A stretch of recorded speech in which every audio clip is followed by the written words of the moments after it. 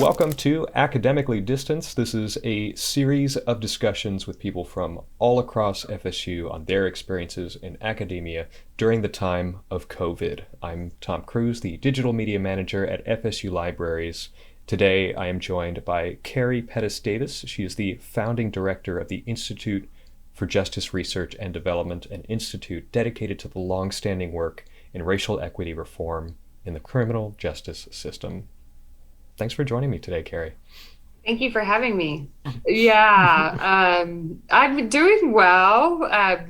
We at our institute seem to be constantly trying to respond to current events of the day, but overall, considering everything, doing well.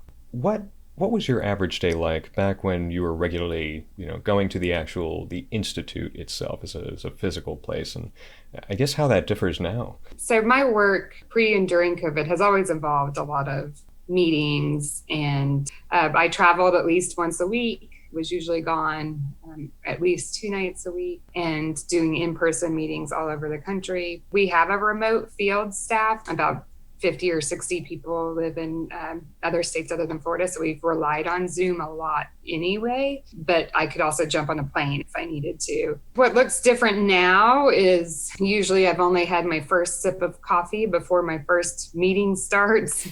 And instead of doing 7 or 8 meetings a day, I might do 13 or so, because there's no space in between. There's no travel to local places, there's no travel on airplanes, and so everything's just really, really back to back. So I'd say by the end of the day, I'm a little bit blurry-eyed and hoarse. Again, back to regular days. What would you find yourself doing? Well, with what spare time you had, that might have also changed in these days. Happy hours or wine tasting or seeing like music, trips with my kids, like taking them to trampoline parks. I tend to be very outdoor activity oriented with my children. And all of that has been significantly disrupted.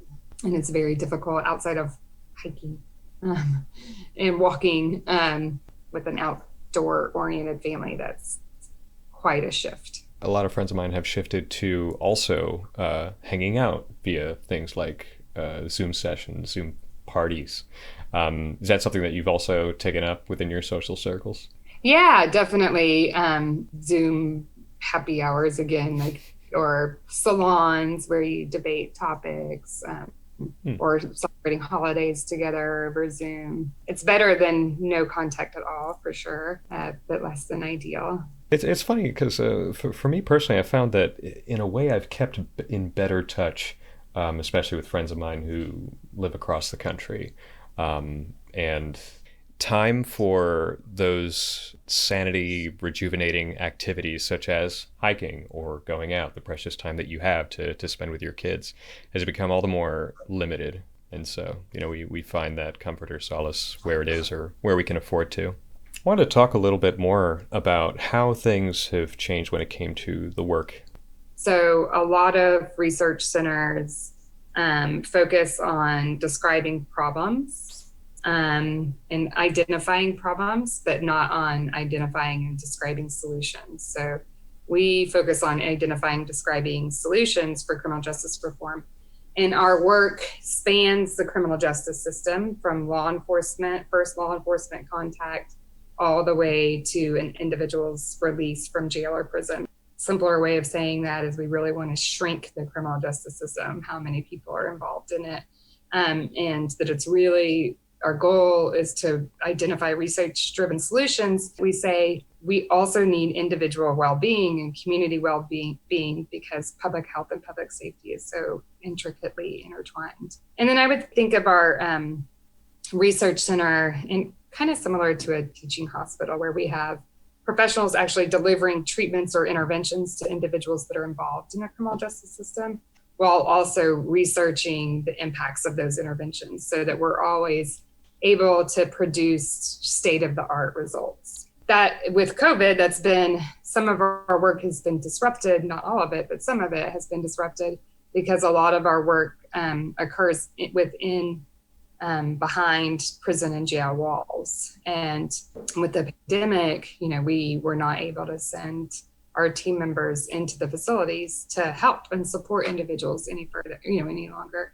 until the facilities start opening back up. So that's been a challenge. And then also with FSU's restrictions on human-to-human interaction in the context of research studies, we've also had to overcome quite a few barriers on staying connected with our study participants that are oftentimes receiving treatments by participating in the study, while also answering research interviews. So a lot of that has had to move to Zoom or phone calls. And when you can imagine, when you have a highly marginalized, impoverished population, oftentimes having the data bandwidth to stay engaged that way, having a phone that's consistently on, is quite a significant barrier. Especially for some of the most vulnerable in our population. So what's navigating that been like? What kinds of new resources or problem solving are you on top of what you're already doing, have you discovered along the way, or are you looking for? Yeah, I mean, the biggest thing is actually it's data plans is a huge thing, and consistent internet access. Even like rural communities don't have the actual physical infrastructure in the community for large enough bandwidth for internet. But even in urban communities, data plans becomes an issue because data plans cost money. So we have reallocated, we took resources that we would have spent on mileage to reimburse staff members for mileage. And because we weren't driving to prisons anymore, we used those cost savings and bought phones and data plans for participants, which has been huge. But we've also just been working to kind of more slowly through phone calls and text messages and social media, build rapport with participants. And then they are more likely to continue to stay engaged. The other challenges are correctional facilities. So we have participants on the inside of correctional facilities too. And correctional facilities are not equipped technologically to allow for telehealth type of interventions. So we're still trying to figure that out a little bit. And even when they can use, sometimes court will happen over video conferencing, court sessions. So even when they can use that, there's security complications because an officer needs to be in earshot. But when you're doing telehealth, there's patient confidentiality. And so you can't have them be in earshot. And then, of course, with the spread of COVID within correctional facilities, you can't have groups of people in small rooms. And so it's just kind of a constant back and forth negotiating how we can reach these participants. And some people are getting out in the meantime when we haven't been able to have any contact with them. So it's one of the many ripple out effects of the pandemic and the handling of the pandemic. And we also really, there's been a lot of media coverage on people's experiences of COVID that are incarcerated. And some of those stories, I hope all the stories are accurately reflective of people's experiences. The stories aren't framed as empirical questions. So we created research measures. So anytime we did have interactions with participants, whether they were incarcerated or recently released during COVID, that we're asking them great details about their experiences. So we'll be able to say, across 7 states, here's what a collective or an aggregate number of incarcerated individuals reported, or individuals that just recently got out in the midst of all of that. So I think that's going to be really important knowledge to be able to share with the public and with correctional stakeholders on what might be effective approaches in the future when you have an outbreak of a disease. It makes me wonder, as we approach, optimistically speaking, whatever a new normal, let's pretend for a moment, a post-pandemic, Do you see a lot of these things that you've learned or implemented in order to adjust now as maybe staying around? One concept that comes to mind is telehealth. This has become a standard that many, have become used to, and a lot of practices, at least from my personal experience, are looking to adopt on a permanent basis. Do you see that happening within your work as well? Telehealth was something we were pursuing before. But I think, one, we're going to be able to compare, like, when people were opting into telehealth versus when there's no option, Mm-hmm. right? That's kind of a natural experience there. What do people choose? Do they choose when they have no option? Do they choose not to engage at all, or are they more likely to engage? So I think we'll have some indicators of what might be the appropriate way to go. I think more so than anything, so the technology capabilities were there. The awareness of the technology capabilities were there pre-pandemic. But I don't know that there was necessarily a sense of urgency or a sense of like, this is the acceptable approach to take before. So now I think people have something an experience to compare and contrast. I still believe that face-to-face human interactions in almost any helping or legal scenario are better than telehealth-based interactions. But I think there might be more receptivity to the augmentation of human-to-human interactions with telehealth or other technological applications. I certainly hope it's not a replacement. I'm very thankful that there is a renewed awareness of racial violence and racial inequities. Our work has already, been focused on racial equity and economic equity. Our work was already focused on criminal justice reform. So more so than anything, I think it provides us an opportunity to share knowledge and share research findings for a general public that might be more eager for solutions. So we have research that's produced and suggested solutions, but again, there wasn't always, a urgency to adopt those solutions. And so I think for us, it's more so than anything, not really, it hasn't changed the nature of our work. Our work remains the same, but it's changed the sense of obligation to increase more visibility for our work so that we can increase more access to policy stakeholders, to activists, to really the general public, in addition to professionals that are serving people involved in the criminal justice system. What are the touch points when it comes to the kind of work and research that your institute does? So what other partnerships, stakeholders are you talking about broadly? Let me just give you a few concrete examples. So one of the projects that we're launching in 4 counties in Florida right now, 2 urban, 2 rural, is working with law enforcement officers to have alternatives to arrest when they interact with a person in psychiatric crisis, or that's in, a problematic state because of a substance use disorder. We over the past 40 or 50 years in this country have defunded safety nets for those individuals. We're working with law enforcement to say, are there places in the community that we can identify that are better than the jail for these individuals? We're working with prosecutors in 20 jurisdictions around the country around a similar issue, which is, again, how do we use prosecution as a prevention opportunity for people with behavioral health disorders, so substance use disorders, mental health disorders, that are coming into contact with the criminal justice system, not because they're engaging in crime, but because they're in some type of psychiatric crisis. And how can we use that as an opportunity to deflect them into public health systems of care versus push them into the criminal justice system? We're working with prison officials to figure out how to best prepare individuals for release so that they're stable after release, they're job ready, they're job steady, they have access to healthcare resources and other kind of rehabilitative resources.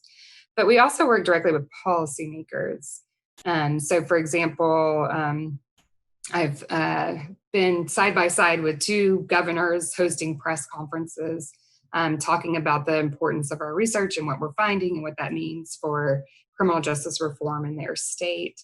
We work with policy advocate groups that take the research findings that we have and then translate them into policy recommendations for legislatures. And then we train professionals on how to better understand the unique needs of many people who come into contact with the criminal justice system, how to best respond to those needs so that individuals are not coming into contact again.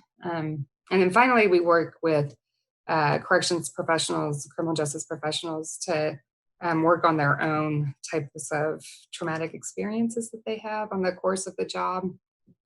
Because sometimes their symptoms of their own traumatic experiences that they experience on the job can negatively influence the people they come into contact with.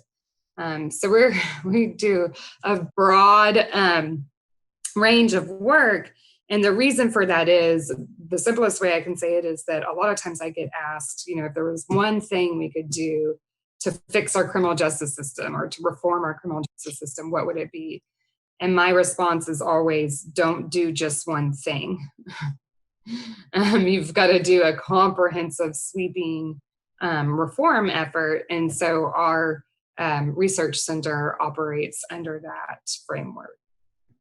What do you think, as individuals, people could be thinking a little bit more about when it comes to, creating what, if we were to describe them on a spectrum, the sort of low impact, low difficulty sorts of changes that we as individuals can take on? What do you think are examples of,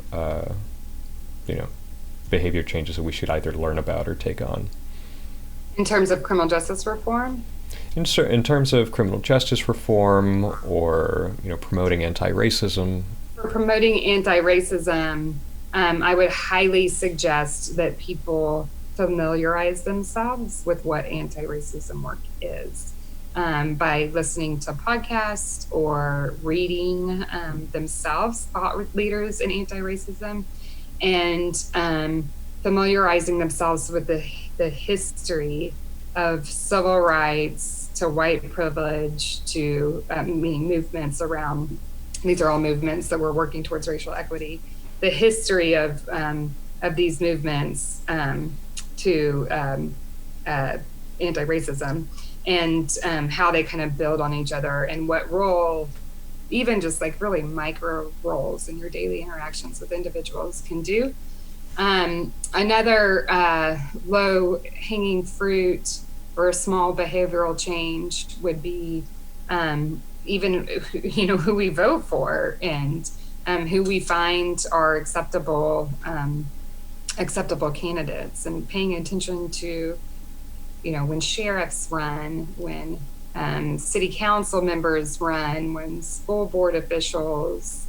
It's not just governors and presidents and congressmen and women and senators that are perpetuating this, right? It's really power brokers from the most micro level that I don't think we pay as much attention to as individual citizens or residents in our communities.